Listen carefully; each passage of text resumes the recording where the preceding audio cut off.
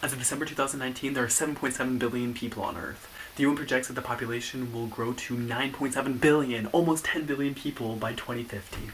As more humans are born and human needs grow, the non-human world is forced to shrink because of the way that we take from our environment. More than 50% of hospitable land on Earth is used by humans. Only 1% of that is used by humans directly to live in a place like I live now. A vast majority, almost 50% of all hospitable land on Earth is instead used by human industries. 23% of the hospitable land is used by human agriculture. The other 77% is used by humans to raise the livestock that we eat. So, in other words, 27% of the land on Earth is used to create food either for us or for our livestock, which we will then eat. Humans have redirected 63% of all surface water to our crops. 63%. What we take for ourselves, we take away from the non-human environments. We deprive non-human environments of the very basic things that they need: clean water, hospitable land, and fresh air. Humans act as if we're not animals. We act as if we are the masters of our environment and not the products of our environments. We act as though we are above and immune to the changes that are happening on our planet, but as we both know, because you are here watching this video, that is not the case. We are not immune, and we are in fact very, very vulnerable. Humans will be affected by our deteriorating planet, just not at the same time, same places, or in the same ways. This is the conversation about environmental justice, how our polluted environments will be affecting human populations in an unjust and unequal way. We're here to talk about the way that environmental degradation, climate change, and pollution from human activities will affect some people more immediately and more intensely than other people.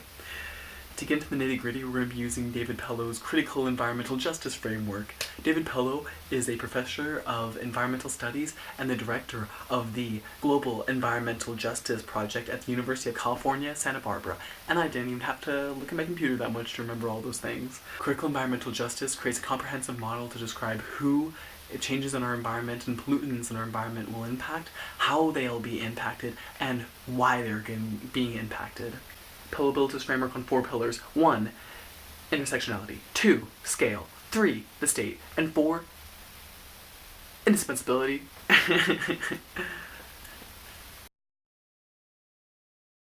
Pello's first pillar is intersectionality. Intersectionality has to do with the interconnected nature of social categories such as race, gender, class, education level, employment type, anything, and as they apply to an individual or group, and they overlap to form an interdependent system of discrimination and disadvantages. To see intersectionality at play in Moscow, I went to 3 different neighborhoods. One neighborhood on A Street where most of the residents were renting from landlords, another neighborhood in northern Moscow where most of the residents own their homes, and a third neighborhood on the outskirts of Moscow, which was a trailer park where most of the people own their homes but not the land that they lived on.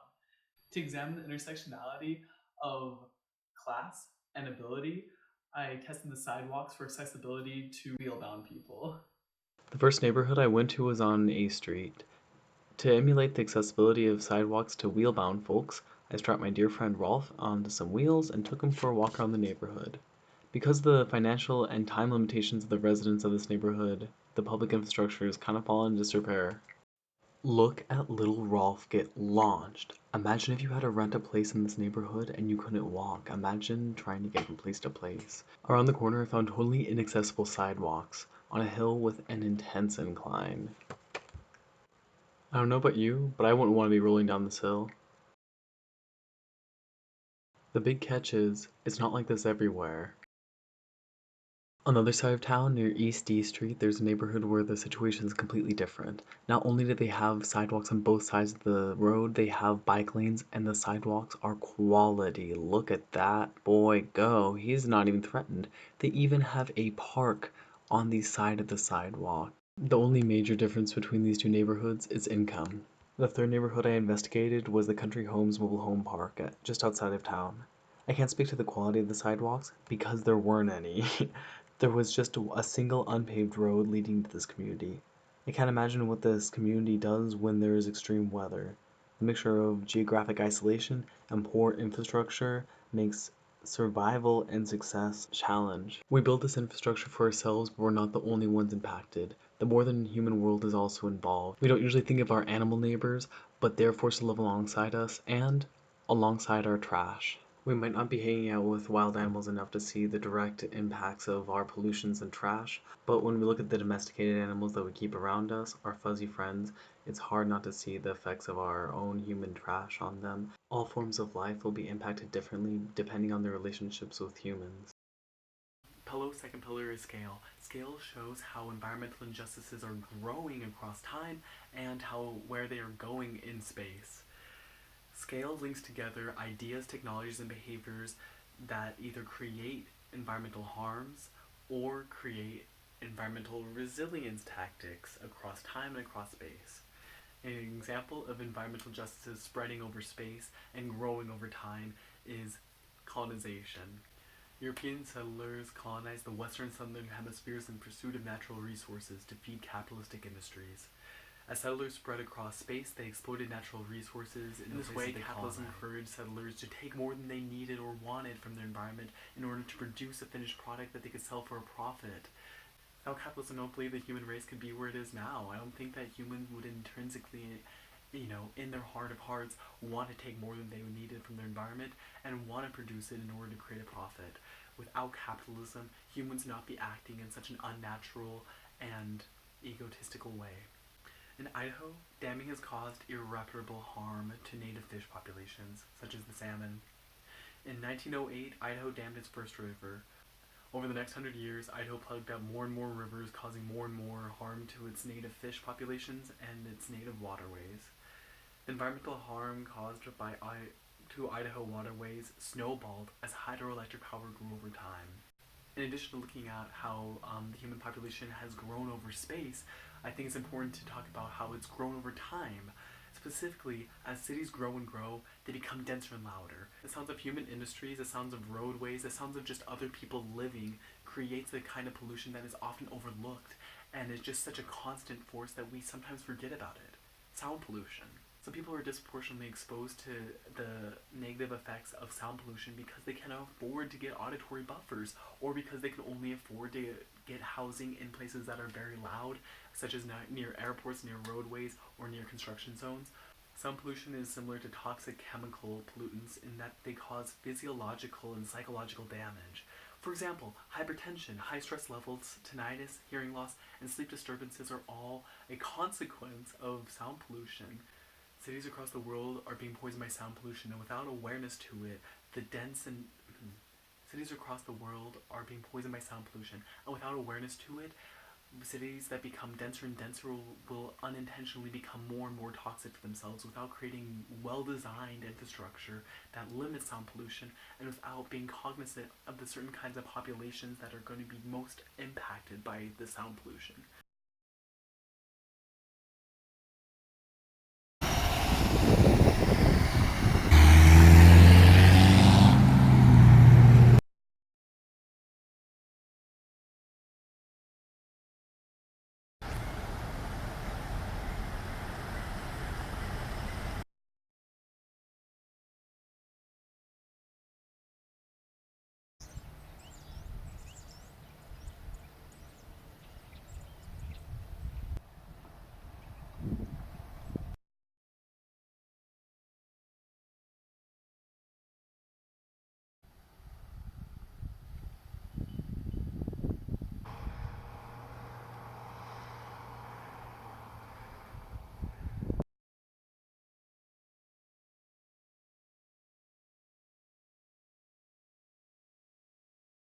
Polo's third pillar is about the state. Inequalities are at the core of our state.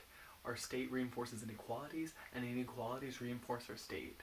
It is a perpetuating cycle that the state benefits from, but not necessarily people like you and I. Simply put, hegemonic powers that be are looking out for their own interest, even at the expense of everything and everyone else. To create meaningful action, the state must be circumvented. Powerful people will never consent to movements that take the power away from them and redistribute it to a greater population. Grassroots movements, protests, unionization, civil disobedience Community engagement are some ways to become stronger as people and to overcome the boundaries that the state puts in front of us in order to prevent us from reclaiming the power that we need. When the state fails to recognize what we need as people and instead looks to see what it can do to profit and to strengthen itself, as it often does, we must turn to one another. Never doubt that a small group of thoughtful, committed citizens can change the world. Indeed, it's the only thing that ever has. To find an example of people just like you who are reclaiming the power that they've given to the state, look no further than our community gardens. If you think growing your own food is just for pot-smoking hippies, then you better be rolling up your doobie, because growing your own food and relying on your neighbors, your communities, and your local farmers is one of the easiest but most impactful ways to take the power back from industrial ag. Another way that state power is being fought is with its own means. This is the case of Juliana versus the United States. So in this case, a small group of young Americans are trying to force the government to change its policies by using the government's own legal system against it. The government backs the fossil fuel industry with $20 billion a year in subsidies.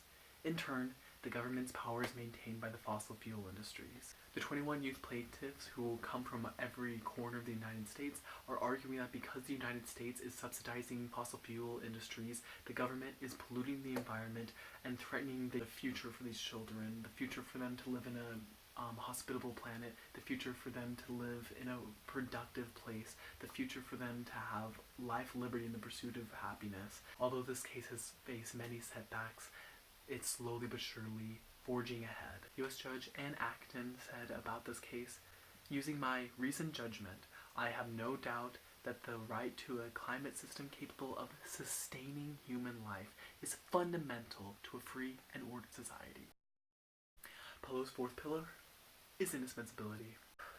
The first pillar describes society as intersectional and interdependent. The why one thing happens to cause another thing, to cause a third thing, and so on and so forth, the way that we are all connected and interwoven. The second pillar describes the way that environmental injustices grow over space and time, the where and the when. The third pillar examines the way that the state perpetuates its own power, blinded by its own greed, the how of environmental injustices. Indispensability clearly states why all of this is a problem, why we should care about environmental injustices, and why we should work towards a better environmental justice. It's because the who of the matter is essential. Every life is valuable, regardless if it is rich or poor, white or black, human or non-human. Every life is valuable, and when one life is taken as dispensable, all other lives are at risk. It's one thing to be on the forefront of destruction, to be pushing the button that explodes the bomb. It's one thing to be giving out the orders, but we seldom ever find ourselves there. Almost always, it's not what is said, but our silence that kills. You're probably already familiar with Martin Niemöller's poem, First They Came, but this is such a great, wonderful example of dispensability that I feel like I need to recite it here. First they came for the socialists, and I did not speak out, because I was not a socialist. Then they came for the trade unionists, and I did not speak out, because I was not a trade unionist. And then they came for the Jews, and I did not speak out, because I was not a Jew. And then they came for me, and there was no one left to speak for me. We treat the earth as a tool. We create plans customized to meet our wants. We modify animals to the point where they cannot survive without human help.